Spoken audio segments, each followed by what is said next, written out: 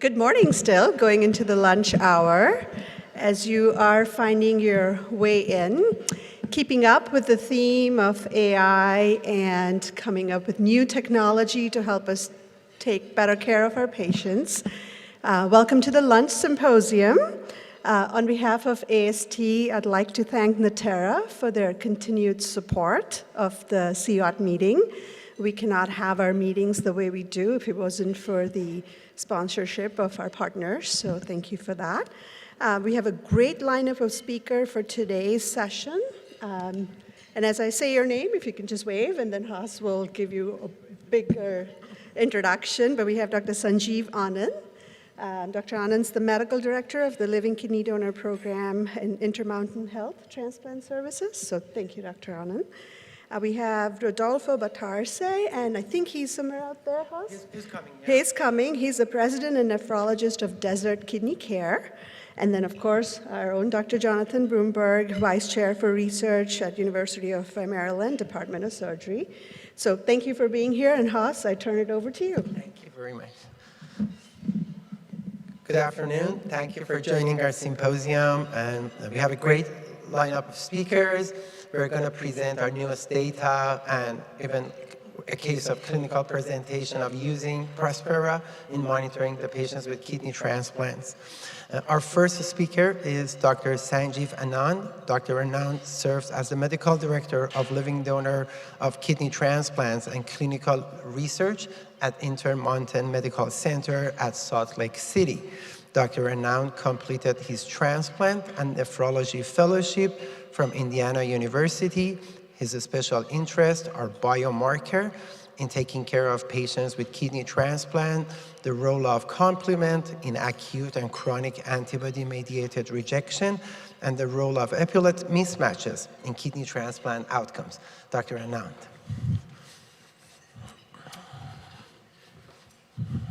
Good afternoon, everyone. So today, what I'm going to do is I'm going to be speaking about the use of Prospera, and based on a proactive study that we were part of, and the manuscript has got accepted to transplantation. Okay. So before we get into the nitty-gritty details, I'm going to go over the cohort of the proactive study. So there were about 4,900 patients that were enrolled in this study. Out of those, there were about 1,600 patients that had greater than 18 months post-transplant care. And out of that, there were 422 patients that had a biopsy event. And out of those 422 patients, all of them had about, the cell-free DNA or the Prospera testing in the 6 months prior to testing from 1 to 6 samples, and they were followed for 18 to 36 months post-transplant. So that's our cohort. We start from, total of about 4,900 patients, and then the ones with the biopsy were 422 patients who had also cell-free DNA Prospera done in the months prior to biopsy.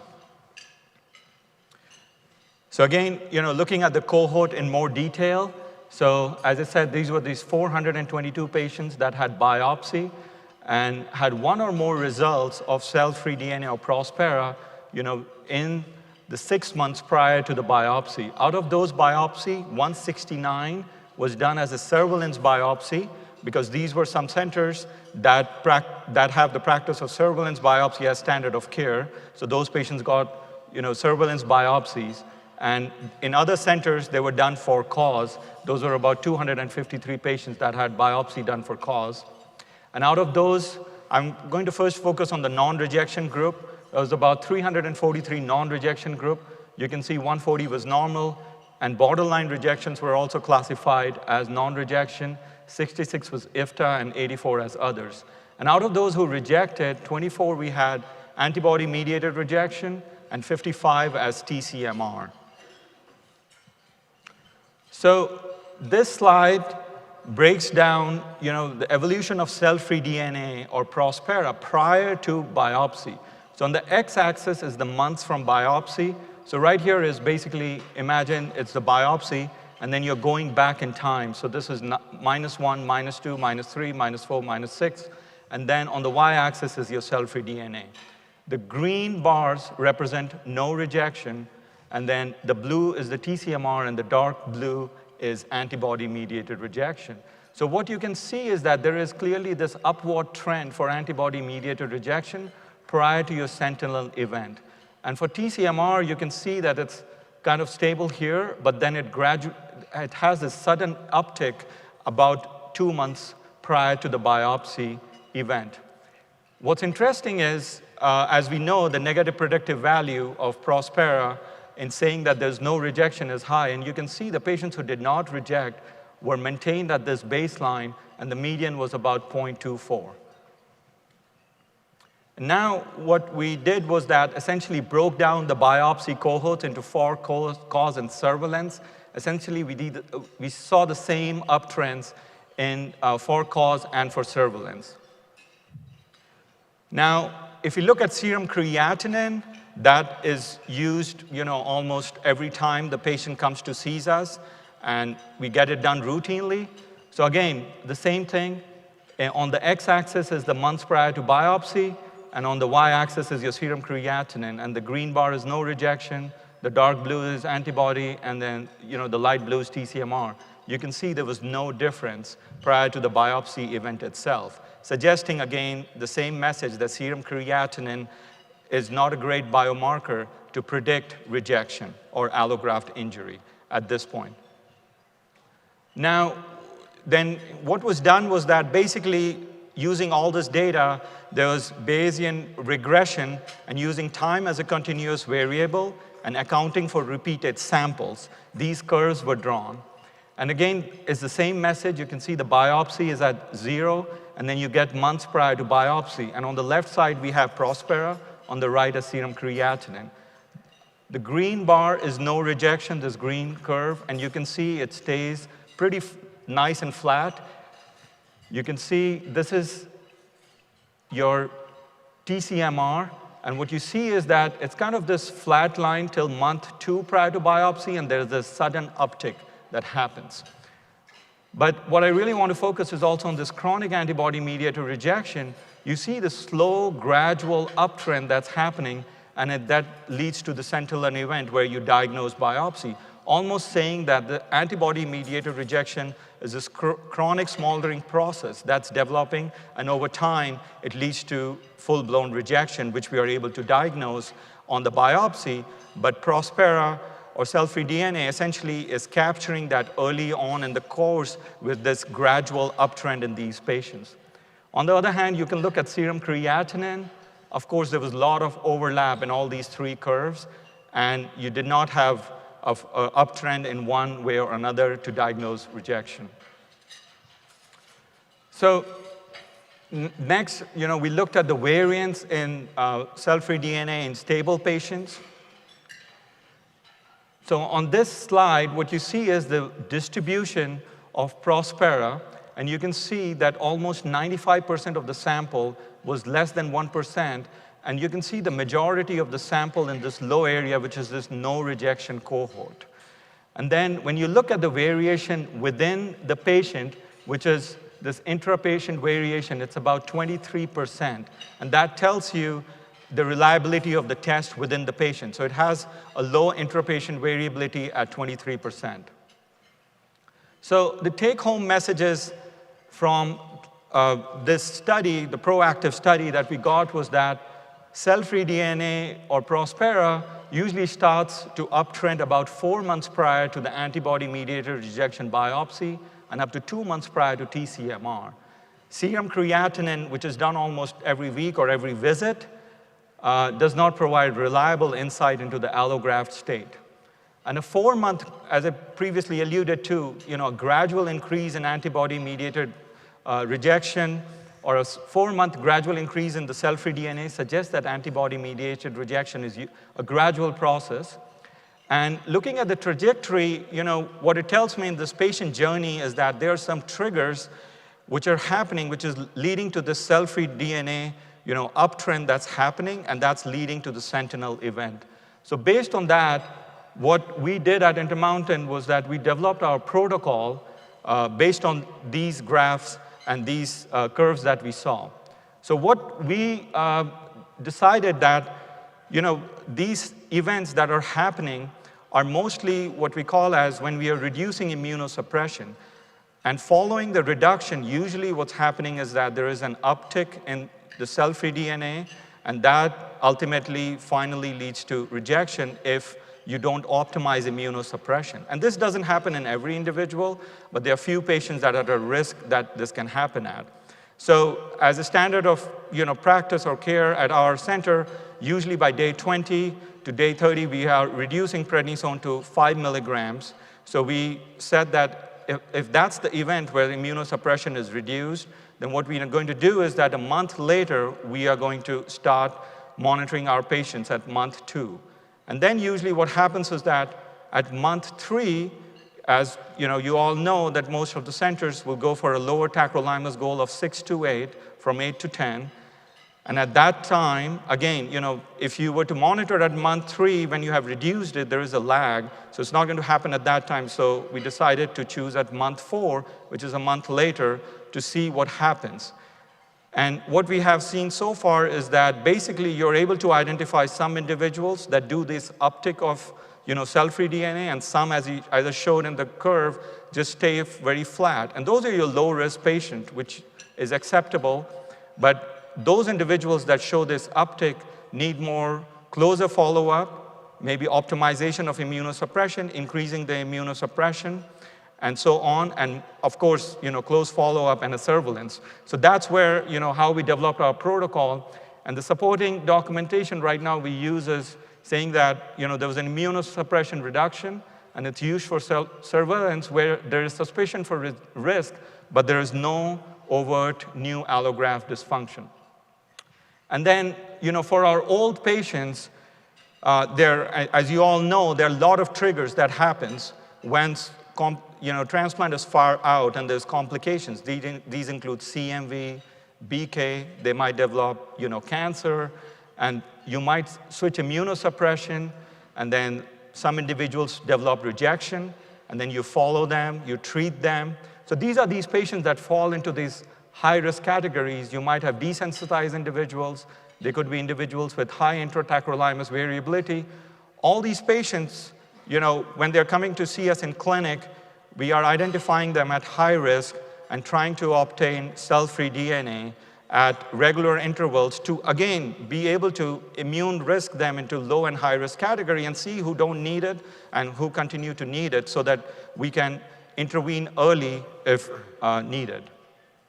So now I'm going to turn the stage over to Dr. Bromberg. Thank you. Thank you, Dr. Anand, for going over the proactive data and showing, using those data, how have you implement that in the clinical practice for surveilling patient with kidney transplant. Our second speaker is Dr. Jonathan Bromberg, who doesn't need much introduction, well known to all the transplant communities. Dr. Bromberg is currently a professor of surgery and microbiology and immunology, and the vice chair of research in the Department of Surgery in the University of Maryland in Baltimore. He has had an NIH-founded lab over 30 years investigating cellular and molecular types of the rejection and tolerance. His translational research has included numerous studies of biomarkers, drugs, and devices in transplantation. His investigation of donor-derived cell-free DNA goes back to 2014, way before we start using that in the clinical practices, and had continued this study with most recently, as will be described here, by combining these assays with other molecular measure of allograft health and inflammation. Dr. Bromberg. Thank you. It's a pleasure to be here. So our first talk has really set the stage for other ways of using molecular tests, in this case, donor-derived cell-free DNA, and I'll be expounding further on that, and also expanding this to adding other tests. We've heard several talks yesterday and today about, well, what are we going to do with new technology? How are we going to have AI help us with this? And I think that it intersects with some of what we're talking about in this session here. How are we going to use these tests? How do we understand them? How do we expand them to combining various tests, and what do we do with this information? And I'd also like you to think about the fact that when cell-free DNA first came in and it was studied, we were thinking of it in terms of maybe a binary test, a diagnosis of rejection, not rejection. I think with a lot of experience over the years for several different products that have been used worldwide, that we're learning other things about how to use this particular test and also other molecular tests. Is it a measure of quiescence on the one hand, or is it a measure of graft injury on the other hand?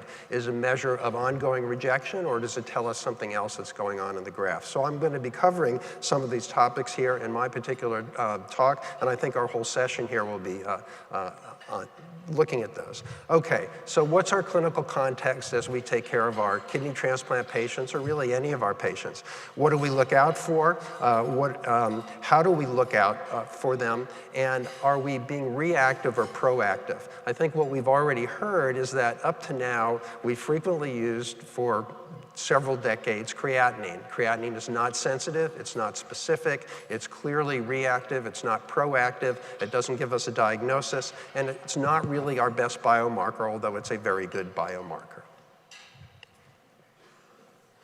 So most graft failures are immunologic. So if we think about what we need to be looking out for, or how to look out for them, we still need to be focusing on the immune system, which of course has been the major focus of transplantation and transplant immunology for several decades. And as we look at this, it's T-cell mediated rejection, antibody mediated rejection, infections that ultimately lead to rejection, maybe through changes in immunosuppressive dosing, and of course there's the dreaded noncompliance. And I'd love somebody who's talking about AI to tell us how we can cure noncompliance with AI as an aside. We haven't figured that one out yet.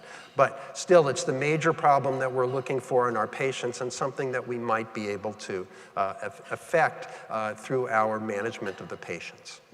Okay, and outcomes still are challenging. You've seen this graft, or versions of this graft, in the last couple of days, and while we've gotten better and better and better over the decades in that first compressed period after transplantation, so that patient and graft survival in those first few weeks and months and even year after transplant are very high, we're still losing grafts, and the rate of graft loss has remained almost unchanged over the last 20 or 30 years. That means that the immunologic problems with the graft, whether it's rejection, recurrent disease, various forms of rejection, are still happening. That our monitoring techniques are not perfect, and of course our immunosuppression is not perfect. If we don't have great monitoring, it's very hard to do great immunosuppression. And of course, if we don't have great monitoring, it's also hard to come up with new immunosuppression, because it's so imperfect, and to be able to measure what's going on in a graft, measure what's going on early, and to adopt new ways of using our current immunosuppression or adopt new modalities and new drugs. So I think all of these things are interrelated, and it goes back to our ability to monitor and our ability to use a variety of biomarkers are still quite imperfect. But maybe we're getting there, that we're going to be able to improve this.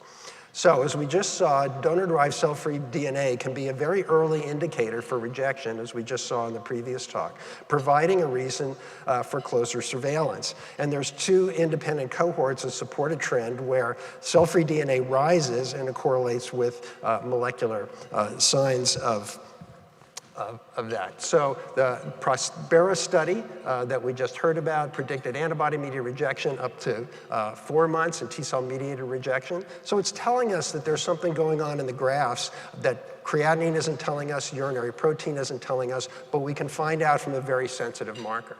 And also, a more recent study that's been published, done in conjunction with the group in Edmonton, is that sub-threshold molecular ABMR-like changes may explain donor-derived cell-free elevation in transplants with no apparent rejection or injury. And that's some of the data I'm going to be showing you, that the creatinine is okay, the urinary protein is okay, and light microscopy on the biopsy also looks pretty good. But in point of fact, there are other things going on at a deep molecular level, and we might have an ability to take a look at that through the use of blood tests and, of course, maybe with some biopsies.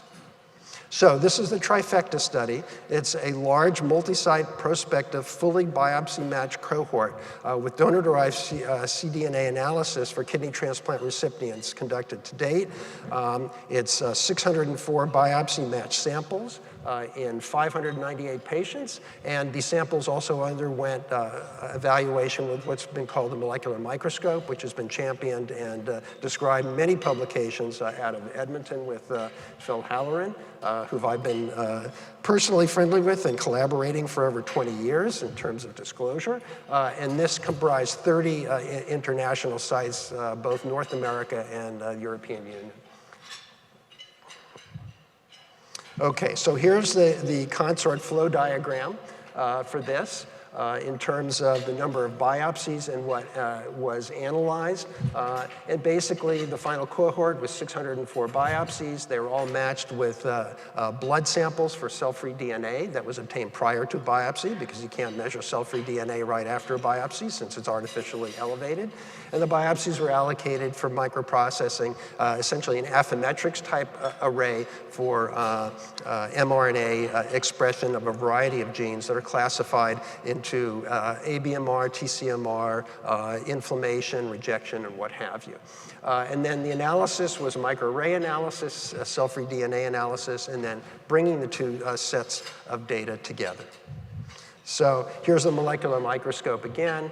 You tape for those of you who are not highly familiar with this particular test, you obtain a biopsy, you isolate mRNA from the biopsy, you subject it to array analysis, in this case Affymetrix has been used, and you see the types of genes. The Edmonton group has really curated several thousand biopsies and analyses and paired that with what's going on clinically and the light microscopy biopsy result to classify the genes into a number of different classifiers, so you can reliably call certain types of gene array expression, T-cell receptor mediated rejection and various degrees of that, B-cell antibody mediated rejection, various degrees of that, and other types of injury or recovery from injury that's going on. So very detailed molecular analysis of what's happening. So from these 604 biopsies from almost 600 patients, we've got the cell-free DNA draw, we've got the molecular microscope, and what we see that there are 171 antibody-mediated rejection, 37 T-cell, 34 mixed, 50 acute kidney injury that was not rejection, and 312 with nothing going on, or no rejection, or no injury. And that's according to the light microscopy. Okay, so what did we find here? So in this rather complicated graph that I'm going to take you through, is that the cell-free DNA over time went down in terms of days post-transplant. That you would think is if you're measuring cell-free DNA within the first few weeks or even a couple of months post-transplant, it might be higher as you go further down. And so this is donor-derived cell-free DNA in terms of the amount or the percentage of it, and you can see this here. So what's very important, though, is that those patients that had any form of rejection, the cell-free DNA was much higher than those that had no rejection. And you can see that with these particular graphs here, the red versus the gray. You can see the AUC curves of how this works out here, that the cell-free DNA is highly accurate, it's highly repeatable, but that it accords very well with whether or not there is rejection going on, and particularly antibody-mediated rejection within the graphs. So what's really important here is that if we stratify according to the type of rejection that's going on, mixed TCMR or early TCMR, antibody-mediated rejection, early antibody-mediated rejection, or some type of acute kidney injury, the cell-free DNA is really elevated in all of these particular cases, but particularly in the ABMR and the early ABMR compared to the absolute normal. So it says that almost regardless of what you find histologically, even if there's no rejection, you will find an elevation in the cell-free DNA, and that the degree of elevation accords with the type of diagnosis that's going on. And again, what's important to remember when making all of these correlations is that with all of these, there's a very poor correlation with creatinine and the change in creatinine, and the cell-free DNA is much more highly accurate in terms of showing you that there's going to be a problem within the biopsy itself, and a problem that's often actionable. Okay, so here again is the same data kind of stratified, so what we see is, so here's the antibody-mediated rejection score or a T-cell-mediated rejection score, and you can see as antibody-mediated rejection goes up, you see a lot higher cell-free DNA, which is in the y-axis, and the same thing here with T-cell-mediated rejection. But notice that it's a lot more, lot higher correlation of the cell-free DNA with antibody-mediated rejection as opposed to T-cell-mediated rejection, which is something that's been described in the literature over the last several years, that the cell-free DNA seems to be more sensitive and more specific for antibody-mediated rejection as opposed to T-cell-mediated rejection. The reason for this is not entirely clear, although it's been posited that maybe because the antibody binds to endothelial cells that are in contact with the circulation and injures those cells, maybe there's greater release of cell-free DNA into the blood and is therefore measured in peripheral blood as opposed to T-cell-mediated rejection, in which some of the cell-free DNA might not be released in the blood and it is contained within the kidney, therefore less measurable within the peripheral blood. So what's really important is that in the kidneys that don't have much in the way of rejection or no rejection or very limited, or that are deemed to be non-rejection in the biopsy, but that the molecular microscope shows some early antibody-mediated rejection, that you find that the cell-free DNA is in fact elevated. So again, oops, sorry. So again, some rather complicated graphs from the Trifecta paper, which is in press in transplantation, shows that in the normal group, which is dark, there are some of them with, and this is normal according to the biopsy read, there are some of those in which the cell-free DNA is in fact very high. And you can see that better down here, where the cell-free DNA is elevated in those that were deemed normal. On the other hand, when you looked at the molecular microscope, all of these had some type of rejection, antibody-mediated rejection, or some type of peritubular capillary inflammation going on. So what this says is that there's a fairly large subset of patients in which the cell-free DNA is elevated. The histologic biopsy read is normal, yet the molecular microscope tells us that there's antibody-mediated rejection or some other type of important inflammation that is going on within the allograft.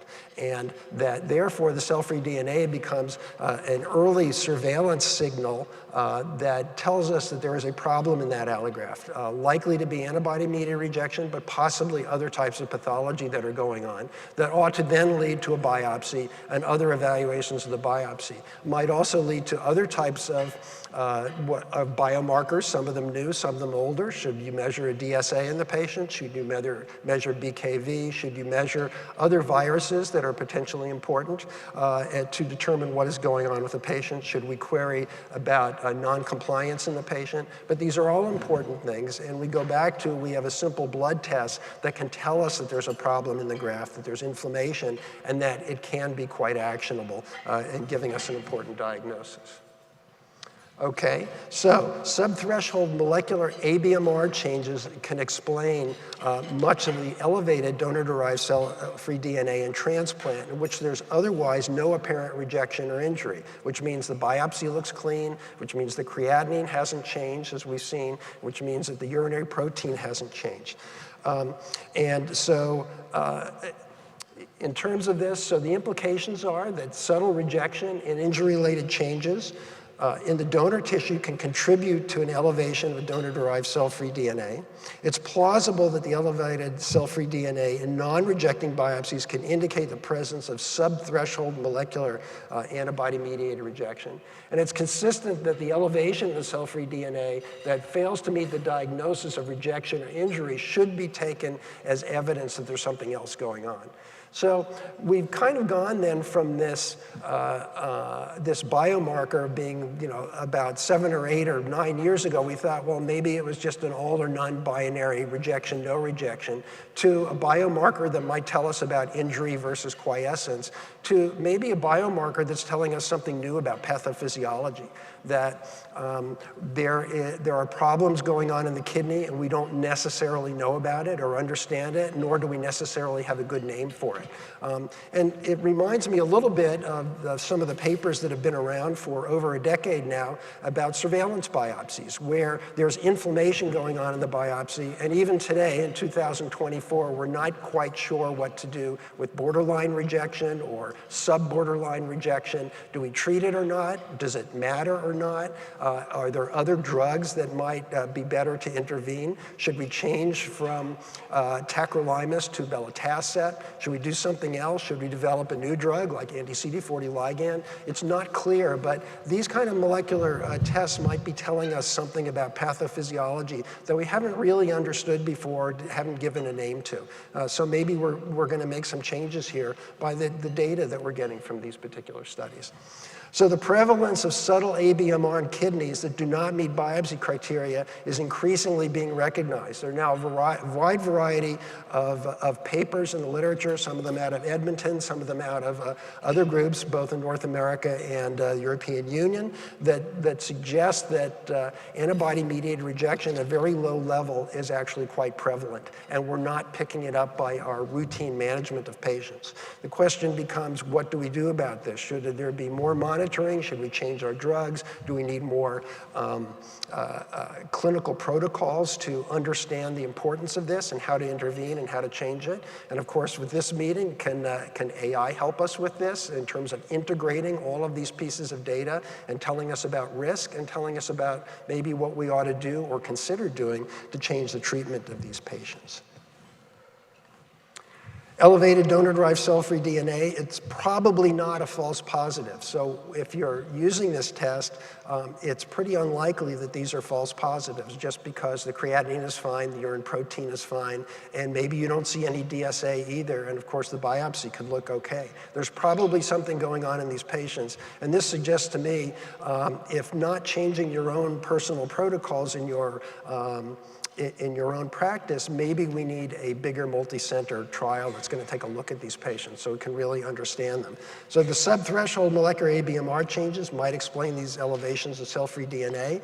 The prevalence of ABMR is subtle. They don't meet the histologic or even requirements for rejection, but it's very real. They do exist. There's both DSA positive and DSA negative versions of this. And again, some of the data suggests that you're going to see DSA negative first, and then you're going to see the DSA positive. And maybe this is a continuum that evolves over a period of many months or many years. I am one of the editors in transplantation, and I just reviewed a very nice paper this morning out of a group in France who suggested that when they do their surveillance biopsies and they see they see borderline rejections, as they follow those patients over time, they then become antibody positive, having been antibody negative, and then they develop minor subtle ABMR, and then they develop more major ABMR, and eventually there's increased graft loss in that group as opposed to the group that never developed DSA and or never developed histologic histologic changes. So I don't think we know what to do with these and how to treat them right now. And I accepted that paper, but because it's only in the acceptance stage as of this morning, I can't mention the group, but hopefully it'll be in press within a few weeks. So our existing data shows a robust correlation of ABMR and TCMR diagnoses along with cell-free DNA, which we saw in the previous talk and from other published data. So what's our future directions? I think I've been alluding to that. I think the future direction is understanding what this means, and we don't understand right now, but I think this is teaching us something new about the pathophysiology of what happens to kidneys over time, how there's sensitization, how they eventually make antibody, how the antibody eventually starts hurting the kidney. Why does it hurt some kidneys and not others? We don't know. Why does it hurt some kidneys more rapidly than others? I don't think we know. Maybe there's other types of biomarkers or informatics analyses. We've heard about eplet matching and direct and indirect T-cell reactivity yesterday in this meeting, and maybe that's a component of that, but that's not yet been fully studied. And these distinct molecular associations of cell-free DNA with the disease states across the whole population is what Phil Halloran calls the Simpson paradox, in which trends across a population change when they are analyzed within subgroups. But you don't tend to see them when you look at the whole population. You can only see them within subgroups. So I'd like to stop there. Thank you very much for the privilege of presenting. We're going to hear our third talk, and then after all of that, we'll have open it up for some questions. Thank you.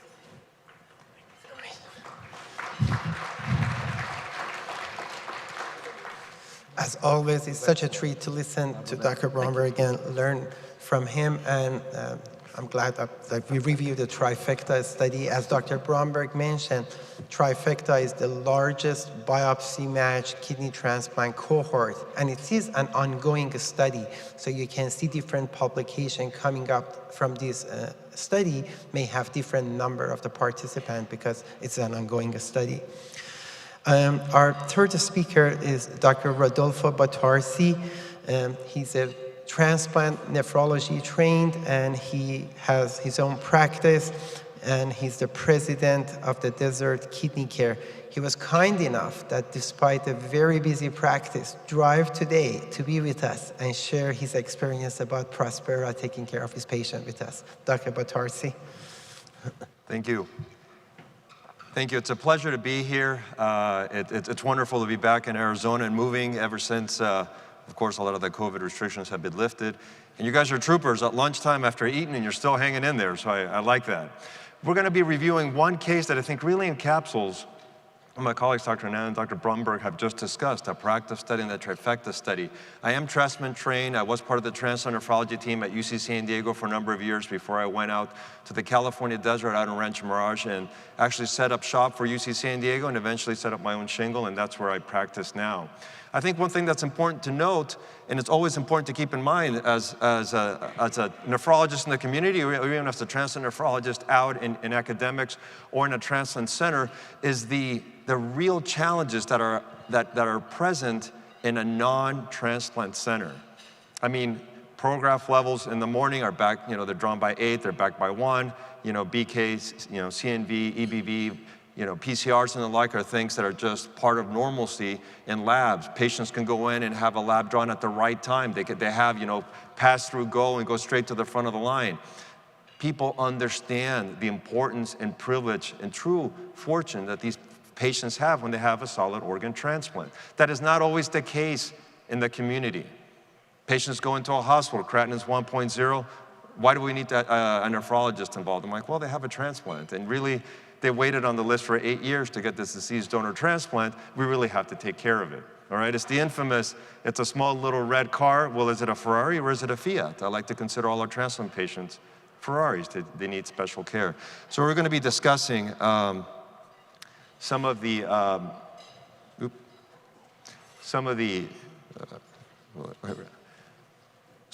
things when we talk about this patient. And this patient, I chose not only because, of course, his clinical course, because he is what I would consider a good patient.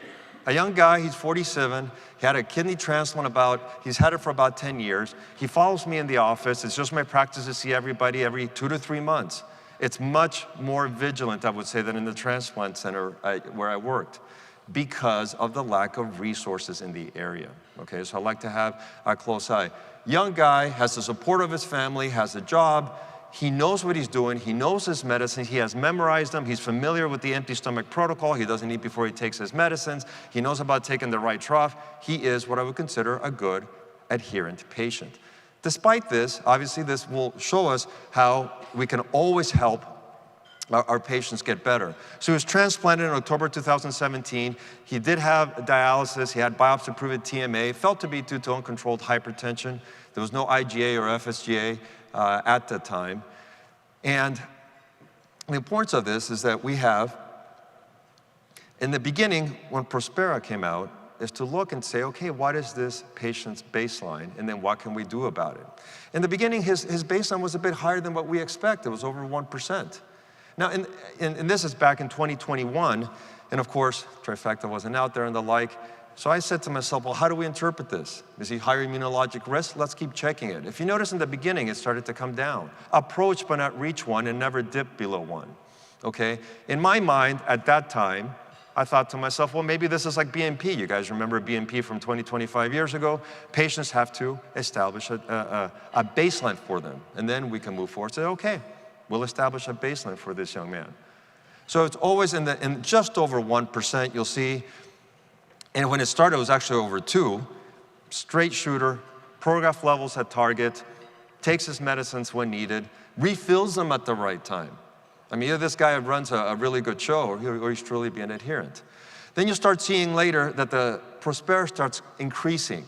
I check, and I've just gotten into the habit of checking Prospera every 3 months, which is about the time that I see my patients. Again, proactive vigilance, proactive maintenance. And you'll see that it starts to creep up. We'll notice around this time that his Prograf levels are just a little bit subtherapeutic, just under 6. Adjustments are made to his medicines. He understands the empty stomach protocol. He's able to adhere to it. So here we notice it's starting to go up. Throughout this whole time, creatinine is fairly stable, 0.9 to 1.1.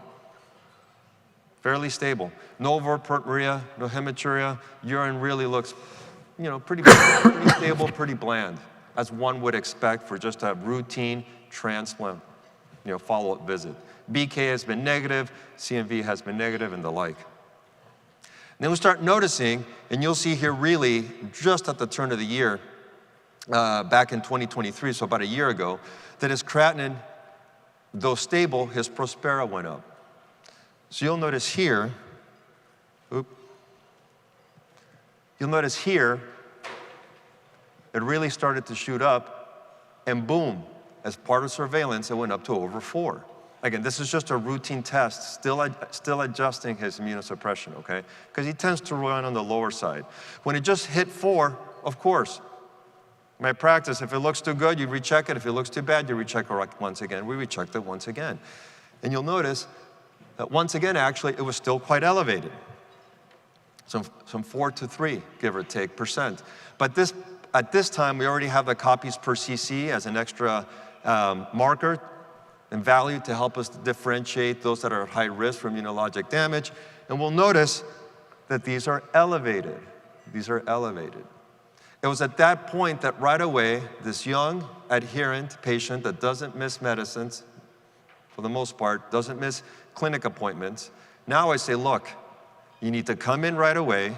We need to get a transplant kidney biopsy. We need to give you Solumedrol, and I need to refer you back to your transplant center. I am fortunate. I practice out in Rancho Mirage. I have 8 major transplant centers within an hour and a half to 2 hours from me. I know that from a transplant point of view, that's exceedingly fortunate. Across the US, I know that that's not the case. So this is where this really comes into play, because it gave me the ability to call my colleagues at the transplant center. He was transplanted at a Southern California center, so I was able to call the director who I know and say, look, this is happening. We need to get this guy in right away. We biopsied him in the desert out in Rancho Mirage.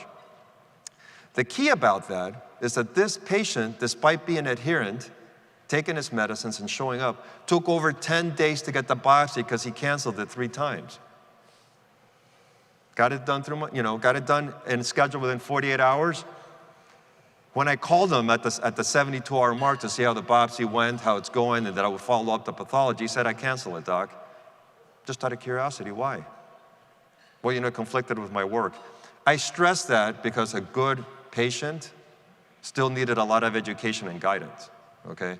We got him the biopsy, which happened at day 10, just because you know, in all honesty, I think it was in denial, but he delayed it a bit, got it done, was sent off to the renal pathologist. In the meantime, he had Solumetrol. I was able to call the transplant center to get him in. On review with the transplant renal pathologist, the kidney biopsy on first pass looked normal. No C4D deposition, no Banff criteria, you know, no vasculitis, no tubalitis, nothing.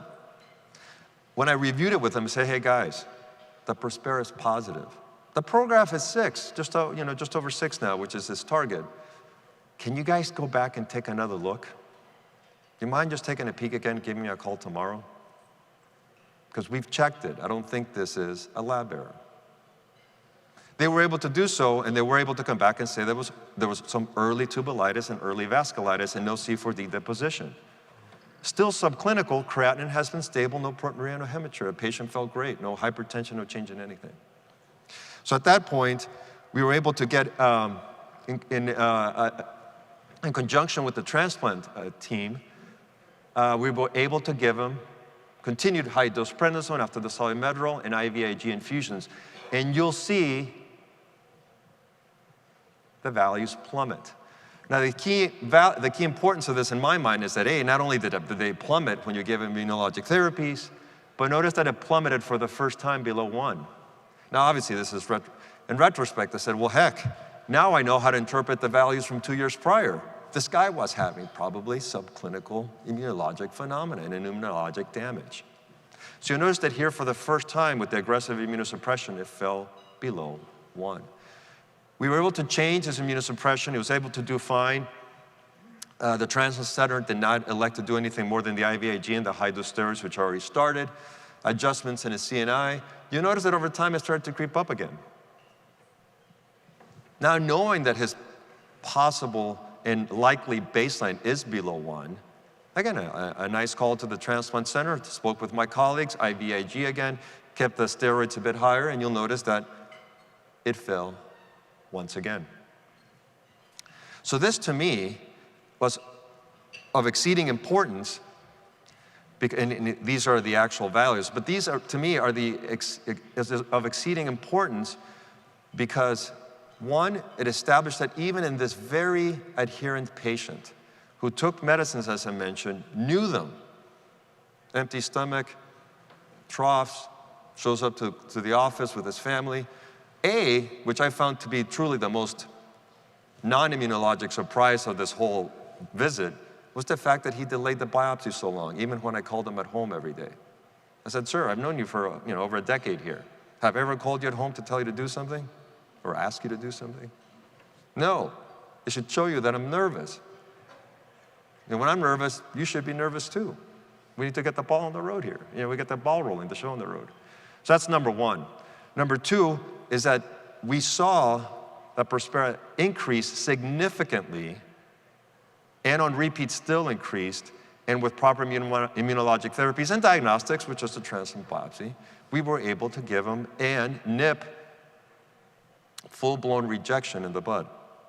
In retrospect, again, now that I know, and of course with the Trifecta data, as was discussed, anything above 1% is probably not a false positive. It should be evaluated and treated appropriately. Again, back in 2021, I was just establishing my practice, my level of comfort with the test, with the marker, and of course with the data that was coming out. So this was very important. It's also important because it gave me the ability to discuss with the transplant renal pathologist and say, hey guys, go back and take a peek at it again. I wasn't convinced that there was no rejection. And of course, it allowed me the ability to call my colleagues in the transplant centers. Of course, as I mentioned, I am transplant trained. I worked at UCSD as a transplant nephrologist for a number of years. But I say this now as a community nephrologist where I don't have anything more than IVIG and Solumetrol available to me. I say it as a community nephrologist where my patients truly think twice about driving an hour to a transplant center. Not because they have lack of knowledge, not because they have lack of will, but they have lack of resources. Many of them may not have a vehicle that can reliably take them there, a family member to take them there, or truly the resources to pay for the gas there and back a number of different times. Of course, I'm thinking we're saving kidney. We're saving your allograft, which essentially turns into your quality of life and so forth. These are real logistic issues that happen that obviously we need to address and be aware of. As I mentioned, I have many transplant centers very close to me, but I know that throughout the US, that may not be the case. So this really gave us, in my office, the ability, even with the hospital intervention radiology division, to say, get this right away. You know, get the transplant biopsy scheduled right away. So again, the patient did not pursue initially. Like I mentioned, that was one of the surprises of this, because even the well-versed, well-meaning patient was unable to follow through, okay? And here on the repeat, again, when they went back and reread the biopsy, focal mild peritubular capillaritis and mild glomerulitis suspicious for C4D negative, early mild active ABMR. So had we waited longer, which without this, I would have waited longer because I would not have had this data. The next clinic visit, 2 or 3 months, or should he have symptoms or signs, it would have been full-blown rejection 2 or 3 months later. And as you guys know, the horse is out of the barn and things may be a lot tougher for this young man. He, as I mentioned, the Prospera fell. Now, in conclusion here, I think that surveillance is key. I think that proactive maintenance is key. I think now that we have the new data that's available, of course, from Proactive and Trifecta that has already been discussed, we treat these numbers with respect. We understand that there's exceedingly unlikely to be false positives. Of course, I still double check it, as I mentioned to you before. If it looks too good, I recheck it. If it looks too bad, I recheck it. But I recheck it right away, and of course, we have results shortly. Also, in this clinically stable, highly functional, adherent patient, boy, did it ever drive home the point that I have to be just as aggressive with everybody else. Because what if this was a patient who didn't have transport? What if this was a patient who didn't have, or didn't pick up the phone, or didn't have an answering machine, or whose family members, children, grandchildren, spouse were the ones who provided the care for them? So this is something that really drove it home. He is still doing very well. I think that just finally he's realized that this is more of a flesh wound instead of a direct hit. But he understands that now immunologically, as the beast has been woken up a bit, now I consider him high risk from that point of view, and he will continue to be adherent. But when we talk about the risk of the patient, when we talk about the immunologic risk of the patient or the logistic risk in community, again, as a community nephrologist now, a lot of my patients are, I would call them high logistic risk because of the lack of the resources that a transplant center has that we do not have easily available in the community. With that, I thank you for your time. I hope you enjoyed your lunch.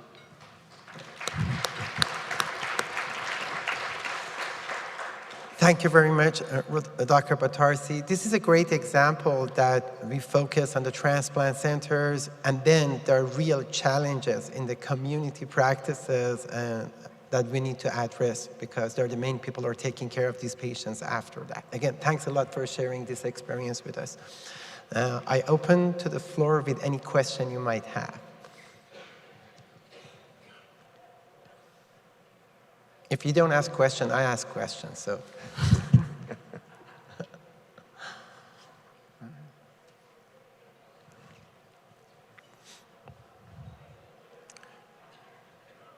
So while you're thinking about your question, I asked the first question from Dr. Batarsi. It was very interesting that you went back to the pathologists and asked them to read the same specimen. Was it the same pathologists, or it was another center that they decided to review that? So great question. So I work specifically with one transplant center and one transplant renal pathology team. So it's a group of 5 renal pathologists. They're good people. They're very accessible, very easy to talk to. And I spoke with the same pathologist who I reviewed the slides with initially. And I just said, listen, do you mind? I mean, again, it's nice to have that relationship, but even if I didn't, you know, if you have this data, this clinical data that's available, really just to encourage them to take a peek once again. I said, look, we checked it, it's positive. Do you mind just going back? And fortunately, they were very open to it. Said, hey, listen, we're having a meeting later this evening. We'll put it up on our slides, and we'll have the entire group take a peek at it and really look at it with a fine-tooth comb. So I was very thankful for that, and of course, that's what led to the actual pathologic diagnosis. Perfect. Thank you very much. And Dr. Anand, can you explain a little more? It was a beautiful protocol that you had based on the data which is available. How has it worked out for you in taking care of the patient and putting the patients under that protocol surveillance? Were you able to capture the things that you may have been missed if they were not on a protocol and be monitored by Prospera? Yeah, so with that protocol on the surveillance, what actually we have been able to do is that we have been able to identify these few individuals that what we have done is that if the Prospera or the cell-free DNA is uptrending, then we actually flag them and put them kind of a watch list on our EMR so that essentially it's reviewed more closely when daily review of labs happen, looking for patient tacrolimus variability, making sure the cell sub dose is optimized. And so essentially we're looking at them more closely, so it has really helped.